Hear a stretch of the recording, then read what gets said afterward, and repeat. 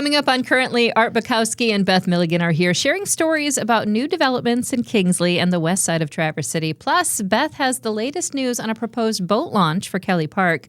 That's ahead on Currently. Welcome to Currently, where we discuss some of the top local stories directly from the journalists who are covering them. I'm your host, Christal Frost. The Tigers are 29-40. Barf. And your Traverse City Pittsburghers are 8-8 so far on the season. Support for Currently comes from West Shore Bank. When you choose West Shore Bank, you are not just choosing a bank. You are choosing a partner committed to the well-being of our community, and you can visit them today on 8th Street or at westshorebank.com. Welcome to Beth Milligan, head writer for Traverse City Ticker. Art Bukowski, man about town from Eyes Only Media, representing the Ticker today. That's right, Christal. Look at you that. always tee me up nice. So Eyes Only Media is the Ticker, the Leelanau Ticker, the Traverse City Business News, and the Northern Express. That family of 4 publications I write for all 4 of them. It's a good family of publications. Most people don't know they're related. They are related. They are indeed. And they're more than cousins. Correct. They're siblings. They're siblings. I like that. Beth, you only write for the Ticker. But she's the head writer. I do, but actually this summer I'm going to start doing some stories for the Northern Express. Really? Our sister I didn't publication. know this. Yes, I just, something a little fun. Well, I love Jillian, editor of the Northern Express, who we've had on the show and is a friend. And I was just kind of feeling the itch to do some like features, which you don't really get to do very often in the Ticker. So I get to do some arts and food coverage this summer. So when we do the show, I'll talk about some of the Northern Express stories I'm doing this summer. I'm so excited about this. Also, breaking news, heard it first here on Currently. That's what we do on the show here. Yep. I love it. Well, this is great. How are you doing, Art? How's life? How's everything? Life is good. We've got the kids out of school. Yes. Nora, my oldest, just graduated 2nd grade, and for the first time in my life, I really felt like it was a very fast. People always say, "Oh, I can't believe she's so old." I'm like, "Well, I feel like I've had her for 30 years. Right. She's a great kid." But, High energy kid. yeah, but this is the first time that I have felt. I feel like it was just yesterday that we were starting 2nd grade, meeting that new teacher, and then suddenly she's done with 2nd grade. So it was pretty wild. But no, we're off to summer camp, and yeah. Yeah, and you know what? I know you cover the summer camp stories for many publications, and so you got a spot. We got a spot, and I tell you, well, the big news and twist in all this is one of the big ones where my kids are is at the Y camp, and that whole area was flooded. Mm-hmm. And when that flood happened, the flurry of texts between us parents was like enough to melt phones. Right. We're all looking at, okay, they got 8 weeks. Like, can they clean this up? Because, again, there's strict licensing for that kind of stuff. It's licensed for that facility. Like, I knew enough to know that if they can't get that back open, we are screwed. Right. So it was it's a crisis up here. It's a full-on crisis. So It is. It definitely next is. time I'm on, though, maybe I can talk. I'm doing a business news story this month about this childcare micro center model that they're trying to roll out. They're piloting it in Leelanau County, but it essentially, for lack of a better term, would allow home daycare regulations to be applied to like a room in a church or something like that. Oh, wow. Which would, in theory, spur on a lot more of these. Because a lot of people are like, I do it, but I don't want to have 12 kids in my home kind of stuff. Mm-hmm. And they're doing it in Leelanau County now, and it's working well. So maybe for the next Currently, we'll talk more. You sure should. That I sounds think great. that Story sounds hasn't good. been written yes. yet. Write it. I know I will. I have to do it. And Beth, how you doing? Everything good? I'm good. I'm enjoying this summer. I feel like summer is finally here now. Summer weather and kind of some interesting storms this week, which I love storms. I do too. I love the thunderstorms, so I'm into it. I definitely do. I've been spending a lot more time outside. I did not bring the bulbs that I was supposed to bring for you. Oh. Just That's realizing that now. You know what? Crystal. Forget it. Forget the whole thing. Guys, I'm still dealing with my bulbs, but that's a different story. Let's move to Kingsley now, as Kingsley. downtown Kingsley is going to look pretty different at some point in the coming months. And Art, you wrote this story. I mean, they're literally demolishing lots of buildings. Yeah, there is, if you're going into Kingsley down on Garfield, everybody or most people at least know that there's kind of that mural there. There's that, it's a fly fishing mural. There was a type of fly that was created there. Adam's fly. Correct. Very good that you know that. Well, that building and then basically stretching east. So again, if you're coming from 31 and coming across, or 37 I guess it would be, and then coming across M113 and coming in from that way, all of those buildings there basically they're going to take them all down, and they're making room for a large mixed-use development of some sort. The design hasn't been figured out yet, but basically mixed-use retail, housing, So that's the plan, and they've been talking about this for a long time, and it still technically hasn't started, but at least now they're putting out an RFP for demolition of those buildings. So, and when you say they, are you talking like the township, the DDA? There's a bunch of people involved. The Village of Kingsley, the Downtown Development Authority, Kingsley Downtown Development Authority, yes, they have one, is the one leading this effort, but they've worked with a bunch of other entities. The Land Bank, the Grand Traverse County Land Bank, for example, actually acquired the buildings for this project. The village is also involved. There's other entities. The state will be involved in some capacity, I'm sure, for funding. But yeah, Kingsley DDA is leading the charge on this. So what is currently in those buildings? Nothing. They're old. Most of them are old auto buildings, auto service buildings. There's another one. There's a couple different ones in there. I think there's 5 or 6 total buildings, but they're vacant now, and some of them are in a great state of disrepair. You know, you look at the comments, there are a lot of people that are grumbling about this. A lot of people don't like change, and I think you're going to get that to some extent. But I think the buildings that are there are not exactly award winners. Okay. You know? So what is this looking like? Is it like literally wrecking balls or dynamite? Like how do we I think they're going to take these down? Yes, a controlled implosion. No, I'm sure it will be wrecking balls or cranes or something like that. But yeah, they're looking to get them all out, and then that has to happen by September. There's some grant funding to remove these buildings, and they have to use that by September, so they'll be down. And then they're going to have to do a design process. So Max Anderson, who's the chair at the Kingsley DDA, was telling me that who's the main source in that story was that there will likely be sort of a green space for a little while before stuff gets built. Because there's a lot that still has to happen in this process in terms of designing it. They want a lot of community input, they say, so they got to figure out what exactly we're doing on these multiple buildings. There's a single large building. They not only are they demolishing these buildings that are owned by the land bank acquired, there's also a bunch of vacant lots west of that. Okay. So they have a whole north half of a city block or of a village block to work with here. So they've got a lot of room to build whatever they want to build, but they got to figure out how you're going to pay for it and all that stuff. Yeah. And so they're going to figure all that out, and they're going to, work with different folks to come up with a plan. So it's not just going to be, I saw a couple of times in the comments like, oh, it's just going to be a Dollar General. That's not. No, it's not going to be that. It will be a new development, mixed use, the classic housing and retail situation. I would assume that some of that will be, affordable / attainable / whatever phrase you want to use, housing. Although I'm not sure. No, to be fair, I guess nobody mentioned that to me, but I would imagine they're not putting in market rate condos. Yeah. So we'll just see. We'll see what happens. I mean, Kingsley's been really interesting the last couple of years, I think. They have a really proactive DDA and also like a group of investors who've spent a lot of time like buying buildings or trying to help redevelop buildings out in Kingsley. The school system is great out there. They put a lot of investment into Bronson Park. There's a lot of interesting things happening out in Kingsley. Kingsley is definitely a real estate hotspot too. Yes, 100%. I mean, I've been saying that for years. It's like an up and coming. You can just sense it, ready to pop. Kingsley, Buckley, those areas as Traverse City. Kingsley Brewing and some of the places out there. It's really, it's coming. And I do think they have a lot of leaders down there that are doing good jobs. Like you said, the school is a really strong school system. Yeah. A lot of good stuff going on down there. The leadership, the DDA, the village, I think they've got some good people. Again, there's tensions, though. I mean, this is another one of those things that's going to boil up between the old versus the new versus the, out-of-towners versus the in-towners versus the Kingsley I remember versus the Kingsley it's going to be. Yeah. That all is going to play out throughout this, but it is what it is. It is what it is. And you are going to be following this story, I'm assuming. I'll probably never write about it again. Just let Beth write about it. I just swoop in, grab a little something, and then kick it back to Bethel. Yeah. But I will check in on it, and I'm sure do an update at some point when it makes sense. That makes a lot of sense. Well, I think Kingsley is you talk about community pride.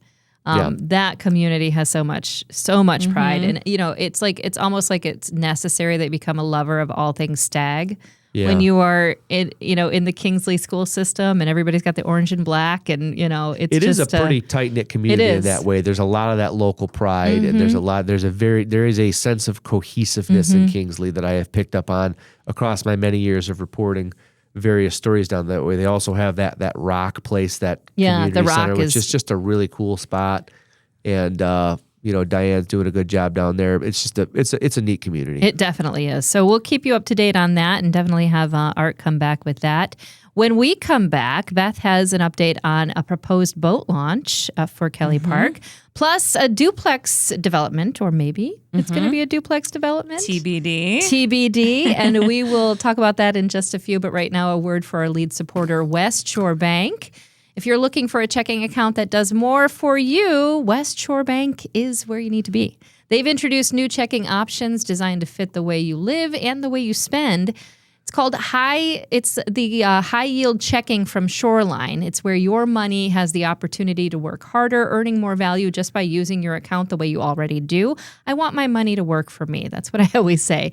And the Shoreline cashback checking, you can get rewarded for everyday debit card purchases because spending money should come with those benefits. Both accounts offer convenient digital banking, easy access for your accounts, and features that help you stay in control of your finances without that hassle, right? Plus, you're going to enjoy the personalized service of a community bank. These are real people.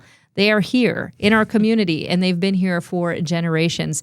They support the people and the businesses in our community, and that's why you should support them. Ready to choose the checking account that fits your lifestyle? Well, visit westshorebank.com or stop by any West Shore Bank branch to learn more and get started today. Terms, conditions, qualifications apply. Third-party data rates may apply as well. Member FDIC, equal housing lender.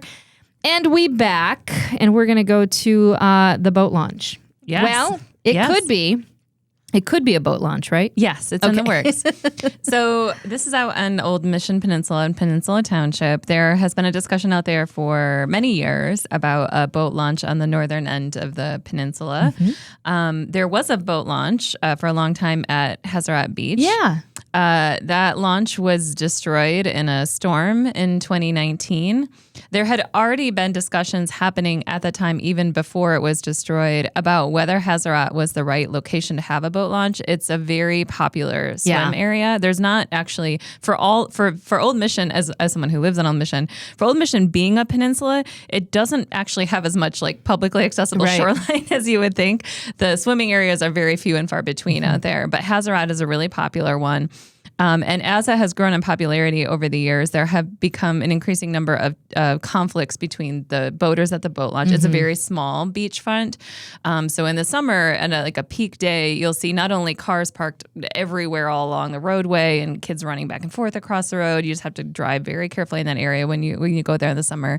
But also, it's just so small that there are just, the boaters are kind of running into the families. There have been near misses with swimmers and boaters. So the public was really giving a lot of feedback that they did not like the launch continuing to operate there. Okay. So in what some trustees have described as a blessing in disguise, the destruction of that launch sort of took the question off the table. Yeah. There's not a launch at Hazarat anymore. But there's still a demand for boaters who don't want to go all the way down to East Bay Launch, at the end of the peninsula for that. So they had wanted to move the boat launch to Kelly Park. Kelly Park is located on Mission Road. It's right across from the Old Mission Inn. Oh, yeah. So just around the corner from Hazarat. Such a beautiful park. Yeah, and again, as someone, I live in this area, I walk by it often. It's really not used very much. A large section of the property is wetlands in the middle, so it's not a developed park like you would think of. It doesn't have a playground or infrastructure. It's just a big kind of grassy meadow, like a green space, and then a little strip of beachfront. But that, I think, is why the residents have felt like it would be a good location for a boat launch. So they have been working for several years on this. The DNR owns that property, so there was a lease with the township for a long term to use Kelly Park. They had gotten the okay to build a boat launch there. They got a grant from the DNR to build a boat launch there. So it's about a $1.2 million project. The challenge is when you're building a boat launch, you don't just get approval from the DNR. You have to get approval from Eagle, the State Department, as well as the U.S. Army Corps of Engineers. You're dealing with bottomlands. Anything with the waterways tends to have to go through multiple approval processes. The Kingsley DDA as well. As well as the Kingsley DDA, just for fun. Just to weigh in. So last year, they had submitted their first design to Eagle for approval. Okay. The first boat launch for Kelly. Kelly. That began what Beckett and Rader, which is the engineering firm on this project, said was one of the most challenging review processes that they've ever had. Really? They had months and months of back and forth with the state where Eagle was asking for more and more information about it. They thought they were working towards an acceptable design for the boat launch, and then the firm said they used the term blindsided, where they got a denial letter from Eagle last fall. What's up with Eagle? So here's what's up with Eagle. They feel very strongly that the boat launch should stay at Hazarat, should go back to Hazarat. Even though it hasn't been there since 2019? Yeah, because it was there for a long time. Okay. So it's historically been used that way. Okay. So they pointed to that historic use of the property for a boat launch.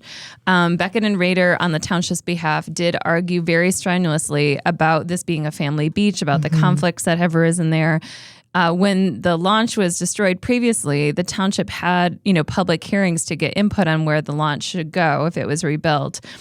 Overwhelmingly, residents said Kelly. They would rather not have any boat launch at all than have one back at Hazarat because of the conflicts. Yeah. So that was the majority of public opinion.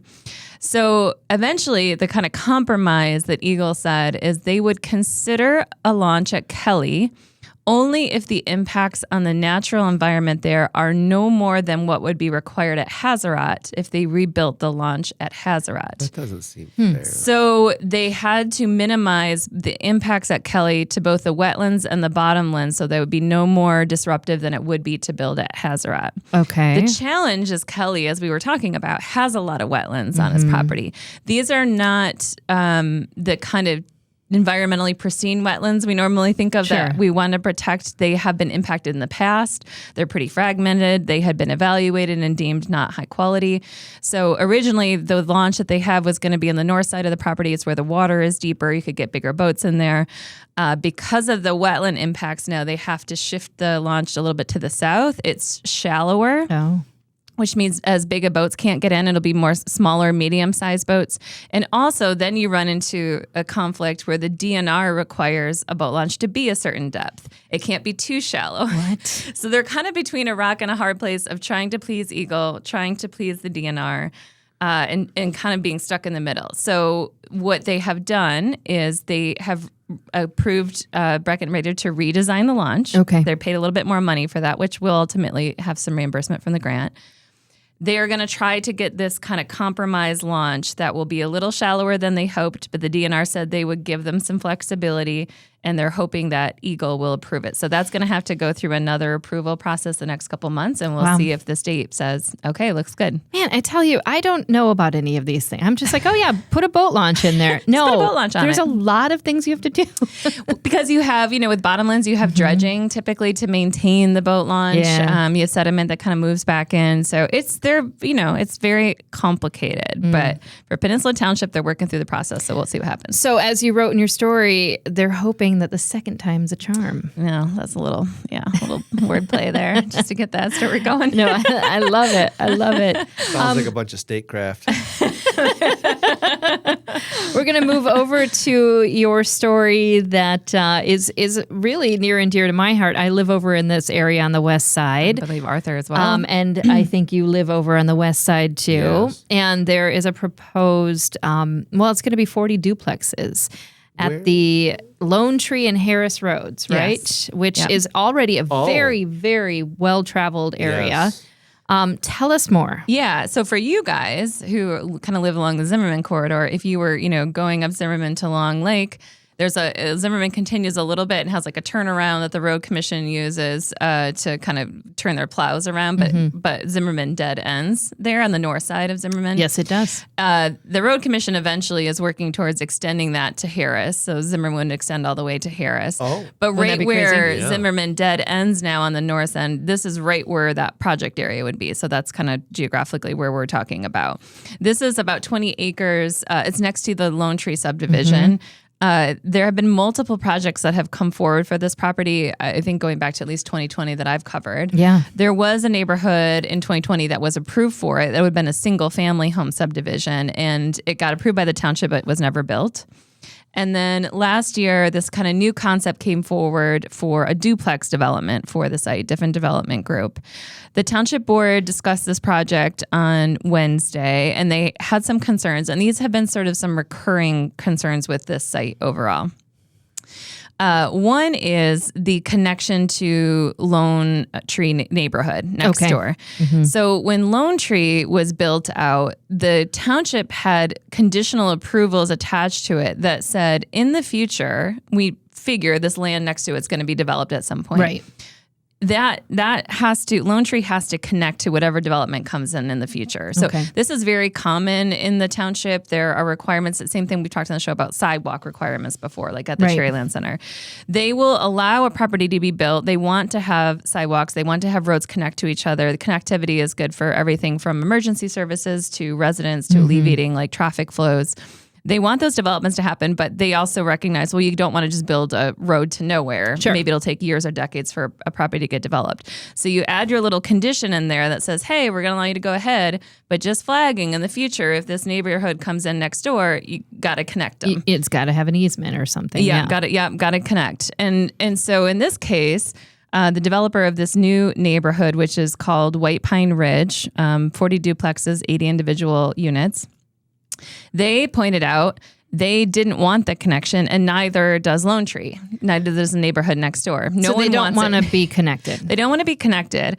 For That's not very neighborly. Not at all. Lone Tree's homeowners associations, of which there are multiple in that area, said essentially, right now they have a trail that connects to TC West Senior High, but they don't have sidewalks in their neighborhood. So the residents there walk on the roads, they walk their dogs, the kids run around on the roads. Right. They didn't want to see a big influx of traffic coming into their neighborhood as like a cut through from the new neighborhood. I mean, you can understand that. They said they've already been dealing with, people who cut through their neighborhood trying to get to Harris or to Long Lake. So they don't want to do it. They are also responsible, private road subdivisions, the residents are responsible for contributing to the road upkeep. Okay.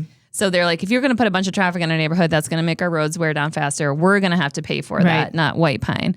So nobody wanted it. However, the township was very adamant that they do want it. Yeah. And they don't want to approve this project without it. And that's why they approved the last project with that condition of like, hey, we're going to have to connect them. Lone Tree's previous approvals had it. The previous development even proposed for the site that we talked about in 2020 was going to have that connection. It's in the township's zoning ordinance. It's in the prior project conditions. And the planning commission pretty flatly told the developers, like, just because you write us a letter saying you don't want it doesn't mean we suddenly overturn our zoning ordinance and our prior approvals. Like they've kind of just said, this is a non-starter for us. Yeah. Got to make that connection. So that was one issue, and the development team is going to have to go back and work on that. The other one was tree clearing, one of our favorite topics in Traverse City. And one that tends to get people riled up. Yeah. So if you look at that property, there are significant tree lines on the west and south edges of the property, kind of basically walling Lone Tree off, the neighborhood off. It's a buffer between that neighborhood and this empty parcel next to it. And the plans and the developer was pretty straightforward that they were just going to clear cut the entire property. It has a lot of grading issues on that property. So they said to make this neighborhood work, we have to kind of clear cut it. We have to mass grade it. Sure. So that we can fit all the road system and the houses in there. Like that's what we have to do. Well, and you're looking at 40 duplexes. I mean, that's a lot. Yeah. So that would equal about 2 duplexes or 4 units per acre. So, it's a little bit dense. However, this is kind of the same issue where the planning commissioner said, well, that's nice that your plans call for that, but that's not what our zoning ordinance says. The township zoning ordinance says that whenever possible, natural resources have to be protected on a property, particularly if they are buffers. So if they're tree lines, things that are buffers to residences, because you think about, a new neighborhood being built next to you. That's going to be disruptive, but people have property rights. You don't, they can build a property if it says they can. But a buffer or a tree line can be the difference between feeling like you've got some privacy with that development or just suddenly it's bald and right next to you you've got like a bunch of houses that you never You're had just before. like, oh my gosh, I'm with so no naked. trees or anything there. Yeah. So that was another one where they just gave the pushback and said, like, you haven't given us a good reason to say that you can just take the buffers out. Like, you have to either usually justify that or you have to have a landscaping plan, which they said they would put trees elsewhere, but the Planning Commission was just like, nah. So they are going to have to go back and look at those two big issues, the road connection and the tree lines. And then they'll come back to the township in the future with an updated plan. So that project, is still being discussed about. It hasn't been approved, but those are kind of the two big issues that were flagged there. I mean, can I just say, like, no, I don't want to do it. And then the Planning Commission's like, but you have to. Yeah. Like, I'm sorry, but you have to. Yeah. And I often see, I cover a lot, for years, I've covered many, many planning meetings. It's not uncommon that a developer will do something that's not quite in the ordinance or try to get an exception or you kind of work towards a compromise. Sometimes there are conditions where the Planning Commission will say, yeah, I can kind of see where that's tough. We'll do it. Strike a balance. Strike a balance. And that's actually the words that Chris Good, the Planning Commission chair, used, which he said, hey, we're not trying to give you a hard time. We're excited about this development. He's like, we want houses in our community. We know there's a housing shortage. But he's like, there needs to be a balance. They also pointed out the project plans right now don't really have any neighborhood parks or sidewalks or trails. And it's like, if you want this to be a family neighborhood, maybe you're going to have less than 40 duplexes. Maybe you say you have 35. But if that means you protect the tree lines and you get a park in there, like, maybe it'll be a better development overall. So they're kind of just trying to work towards that compromise of what that looks like. Well, I'm just going to say, like, we bought our house over off of Zimmerman, and we're just in a small, one entrance in, one entrance out subdivision over there. And I don't know. And Art, I know you've lived in your place for a long time. I feel like that corridor has gotten so dense. I mean, just so many houses. It's very, very busy too, Zimmerman. Yeah, Zimmerman is crazy busy now. Where's your house? It's off of, well, I don't want to tell the whole road. Let me ask you off the podcast. You guys, you're both off Zimmerman. Yeah, somewhere. we'll leave it at Zimmerman. that, podcast listeners. Yes, we will. Creeps, you creeps. But I've noticed that, like, there was always the big development of Heritage Estates. Yeah, There's always been some, like Westchester and some of these other places on Zimmerman. And then across from North Long, as Zimmerman sort of dead ends, there's a lot of development there. And then we're talking about the senior center and all the development over off of Herkner. Yeah. Like, I feel like that area, there's probably like, I don't know, probably 4 times the number of houses than when I moved in. I'll plant a little sadness in your head. Every time I drive by that beautiful Gallagher's with the cows and everything, I always tell the girls, look at that and remember it, because that's going soon. Like, because there'll be that hill, the whole thing. Yeah, it's inspiring car rides with Dad. Yeah. So we'll all be dead soon. Yeah. Enjoy it while you can, girls, this beautiful view. Because, it's popping out there on the west side. I remember that from, like, I remember hearing that about the Buffalo Farm, actually, when the Grand Traverse Mall came in, and just like, they're going to take this out. I mean, they moved the buffalo, but like, fine. The buffalo they're fine. Yeah. They're roaming. But yeah, I mean, and this is the thing, like, you're never going to be able to keep things exactly the way you want them unless you buy all that land. Yes. Right? Yes. So, I don't know. I'm excited about maybe Zimmerman going all the way to Harris, though. Yeah, that's an active discussions with the road commission. That's an interesting thing. Yeah, that would be so good for me, and that's why they should do it. Has the currently stamp of approval. It only matters to me who lives off of Zimmerman. Our friend Gary, who's a friend of the show too, also lives off of Zimmerman, and his family owns a bunch of property in that area too. And I'm always like, when are you going to put in like Gatsky Farms? Gatsky Farms, God, that sounds great. Wouldn't that be amazing? Like, that sounds great. A big development, Gatsky Farms. Yeah. I think that would be great. That's a good one. Let's Gary, Farms. Make it happen. All right, so that's it for that story. But before we go, we like to talk about what we are looking forward to this week. Why don't we start with you, Art? Anything you're looking forward to? Other than, just taking your kids on car rides to see their tell them everything's ending soon. The death of humanity. No, I can't think of, I guess I'm glad that it's finally some beautiful summer weather. Yeah. We'll go out, we'll go to some parks. We have a fun park circuit. We hit a bunch of different parks. And, which ones? Well, it depends. The kids call them different things. So Silver Lake is Red Park because it's got all the red stuff. The Civic Center is still Cinter Center to Mave. Nora called it the Pacific Center. I never corrected her because it was adorable, although now she knows what it is. Then we got Blue Park, which is Immaculate Conception because it's mostly blue. You'll see a theme with these types of things. School Park, which is Central Grade. There's just a lot of wonderful parks around here. So we hit the cycle and go to a bunch of them. That's cool. The kids just love they? them. Do they like slides, swings, monkey bars? Like them all. They like them all. Monkey bars. Nora's a big monkey bar kid. You know where we went recently that was really cool was that climbing gym. Yeah. How was that? Elevate, man. Yes, that was a really cool spot. I'm going to take Nora back there. But now that it feels nice, you want to be outside, and running around. Yeah, just climb on a, outdoor gym. How about that? Yeah. There. That's cool. And there's something about the magic of little kids on a playground. There really is. It's just, I remember years and years ago, I worked in an after-school program at Blair Elementary School. And That's a good park, too. It was a great park. I had all the kiddos outside, though, and they had just spent lots of money on this big, beautiful playground. And it had rained. Yeah. And all the kids were surrounding this giant, huge mud puddle. Yep. And they were poking sticks in it. Sure. And they were talking about it. And one kid jumped into it and then everyone laughed. Yep. And I was like, that though, you have this beautiful park behind them. That's kids, man. Right there. I used to love that.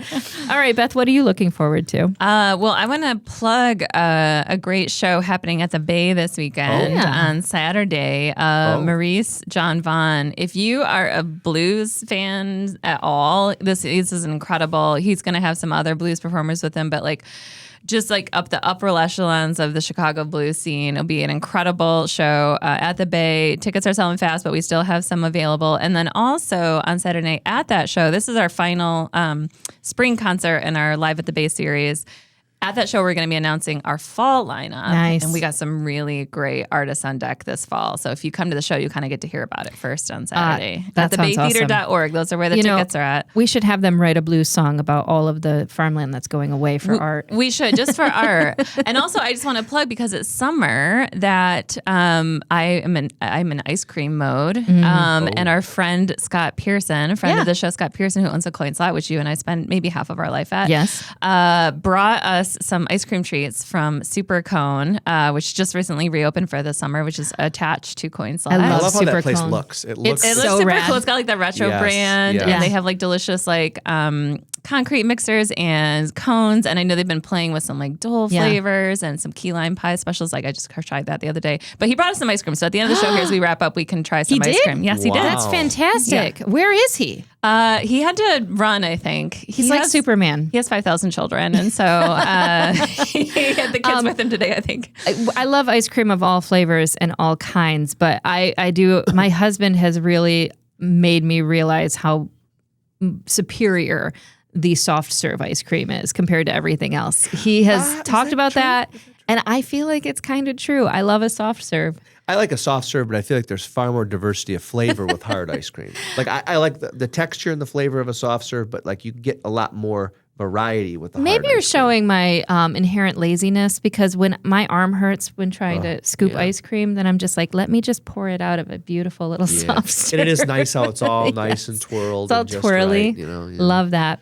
I'm excited about this week. The Home Builders Association of Northwest Michigan does their annual parade of homes. You guys ever done this? Mm-hmm. I have. I like it because it's kind of fun. I get ideas for It's if you love HGTV and you like going into other people's homes with their permission. This is, you have permission to do this. You buy a ticket. They have 8 homes, and 7 of them are going to be available for touring. One is a virtual tour. But they're from Cadillac, and into Leelanau County. They're all in Williamsburg. They're all over. And I just love seeing what people do with their building, what's trending.